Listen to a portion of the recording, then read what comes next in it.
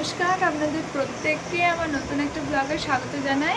আজকে সোমবার, সকাল এখন 6:20। তো আমি সকাল সকাল স্নান করে নিয়েছি, যাবো একবার গঙ্গা স্নান করতে। আমি লাস্ট গঙ্গা স্নান করেছিলাম 2024 সালে, নভেম্বর কি ডিসেম্বর হবে আমার মনে নেই ঠিক। 24 সালে আমি 2024 সালে লাস্ট গঙ্গা স্নান করেছি। তারপর আবার 25 সালে যাওয়া হয়নি। মনে এরকম ইচ্ছা আছে যে পারলে প্রত্যেক বছর একবার করে গিয়ে মা গঙ্গার কাছে স্নান করে আসবো। ওই লাস্ট ইয়ারে যাওয়া হয়নি 2025 সালে। তো তারপরে আবার 2026 সালে আজকে জুন মাসের 21 তারিখ আজকে আবার যাচ্ছি।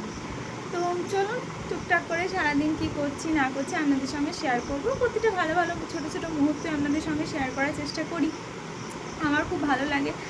তো আমাদের গ্রাম থেকে আসলে প্রত্যেক বছর ধর্মরাজ পুজোর আগে আমাদের গ্রাম থেকে অনেকগুলো করে অটো ছাড়ে, মানে গ্রামের অনেক মানুষ যায়।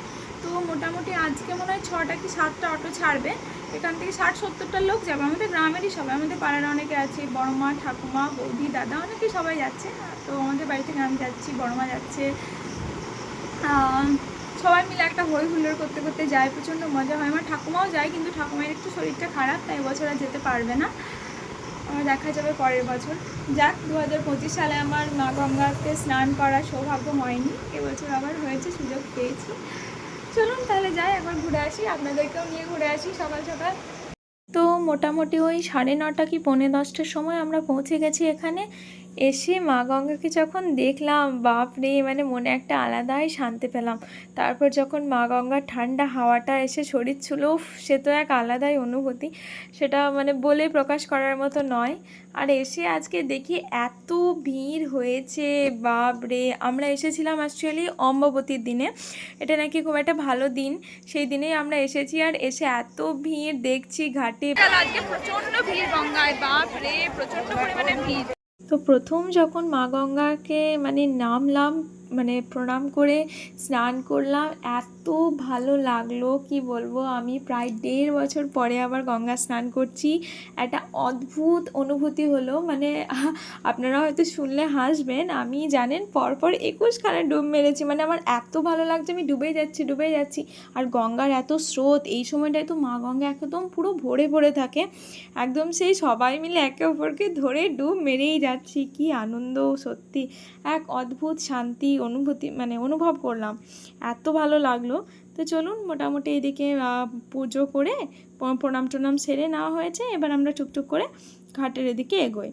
আসলে সবাই তো প্রচুর তো ড্রাম, বোতল, যে যেমন পেরেছে সারা বছরের গঙ্গা জল স্টোর করার মতো সমস্ত জিনিসপত্র নিয়ে এসেছে।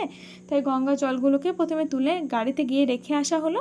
তারপরে এবার আমরা একে একে ধীরে সুস্থে, এবার ধরুন ঠাকুমা বড়মাদের সঙ্গে এসেছি, কিছু কেনাকাটা না করে যাবে না তা তো নয়, কিছু না হলেও অন্তত পক্ষে উদ্যানপুরের ঘাটের ওই উজালা আর একটু আলতা নিয়ে যাবেই। প্রত্যেক বছর এটা হয়, আমি দেখেছি, হয় ঠাকুমা নয় বড় মা, যেই আসুক।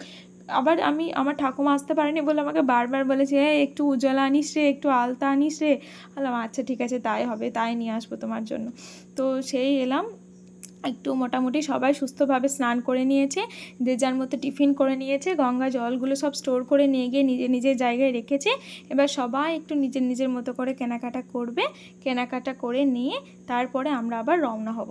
তবে আমাদের ইচ্ছা আছে যাওয়ার পথে একবার অট্টহাস মন্দিরটা ঘুরে যাওয়ার। যদি খুব একটা দেরি না হয় তাহলে আমরা একবার মন্দিরটা অবশ্যই ঘুরবো, ঘুরলে তো আপনাদেরকেও সঙ্গে করে নিয়েই যাব, আপনারা দেখতেই পাবেন। আর যদি দেখি যে অনেকটা দেরি হয়ে গেছে, আসলে আমাদের পৌঁছাতে অনেকটা দেরি হয়ে গেছে, প্রায় আমরা যেটা 6টার সময় ওখান থেকে আসার কথা, সেটা আমরা বেরিয়েছি তখন 7:30 বাজছে।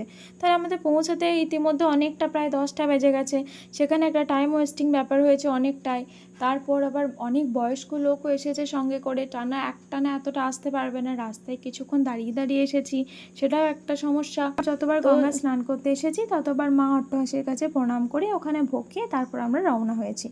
তো এবারে যদি মা টানান তাহলে হবে, তবে সত্যি বলাটা ঠিকই যে এবারে আমাদের আর যাওয়া হয়ে ওঠেনি, কারণ অনেকটা দেরি হয়ে গেছিলো। আমরা প্রায় বাড়ি পৌঁছেছি তখন 2:30 বাজছে। তো মোটামুটি এদিকে আমাদের টুকটাক যা কেনাকাটা ছিল হয়ে গেছে, এবার আমরা একে একে এখান থেকে বেরিয়ে যাব। মোটামুটি যে কাজগুলো ছিল সবগুলোই তো সারা হয়ে গেছে। চলুন আর একবার মা গঙ্গার চারিদিকটা একটু ঘুরে মন খুলে মা গঙ্গাকে দেখে নিই। আবার কবে আসবো, আসতে পারবো না পারবো, মা গঙ্গার দর্শন আবার কবে পাবো। আসলে সামনে থেকে যখন দেখছি তখন আর মনে হচ্ছে না যে মা গঙ্গার কাছে থেকে সরে যায়, মা গঙ্গার কাছে যখন স্নান করছি যে এখান থেকে উঠে যায়, সেই ইচ্ছা আর করছে না। কিন্তু যেতে তো হবেই, বলুন, সময়ের কাছে আমরা প্রত্যেকেই বাঁধা। সময় হলেই আমাদের সব কিছু ছেড়ে দিতে হয়। তো চলুন এবারের মতো মা গঙ্গাকে প্রণাম করে আমরাও বাড়ির পথে রওনা দিই। আমরা যতবারই গঙ্গা স্নান করতে আসি প্রত্যেকবার আমরা উদ্যানপুরের ঘাটেই গঙ্গা স্নান করেছি। তবে একবার ইচ্ছা আছে, কাটোয়ায় গৌরাঙ্গ ঘাটের কথা খুব শুনেছি, ওখানে একটা খুব সুন্দর মঠ আছে, সেখানে নাকি প্রসাদ খাওয়ানোর ব্যবস্থাও আছে। তো ইচ্ছা আছে একবার কাটোয়া গিয়ে স্নান করার। দেখা যাক, যদি কখনো যাই, যদি কখনো সেই সৌভাগ্য হয়, অবশ্যই আপনাদের সঙ্গে সেই দিনটি শেয়ার করব। এবারে মা গঙ্গাকে মন ভরে দেখলাম, স্নান করলাম, ঘুরলাম, সব কিছুই হলো। তবে মা অট্টহাস আমাদের আর এবারে টানায়নি, তাই আর আমাদের অট্টহাস মন্দির যাওয়া হয়ে ওঠেনি। যাই হোক, আমরা এবার টুকটুক করে বাড়ির পথে রওনা দিয়েছি। তাহলে আজকে ভিডিওটা এখানেই শেষ করছি। আপনারা প্রত্যেকেই সুস্থ থাকবেন, সাবধানে থাকবেন, ভালো থাকবেন। আর আমার এই ব্লগটি কেমন লাগলো আমাকে অবশ্যই জানাবেন। জীবনের প্রতিটা ছোট ছোট ভালো ভালো মুহূর্ত চেষ্টা করব আপনাদের সঙ্গে ভাগ করে নেওয়ার, যেটা স্মৃতি হিসেবে আমার কাছেও এই ইউটিউব ছোট্ট চ্যানেলটিতে আমার কাছে থেকে যাবে। আর আজকে আসি। আর আমার ভিডিওটা কেমন লাগলো আপনারা প্রত্যেকে আমাকে অবশ্যই জানাবেন। প্রত্যেকেই সুস্থ থাকবেন, সাবধানে থাকবেন, খুব ভালো থাকবেন।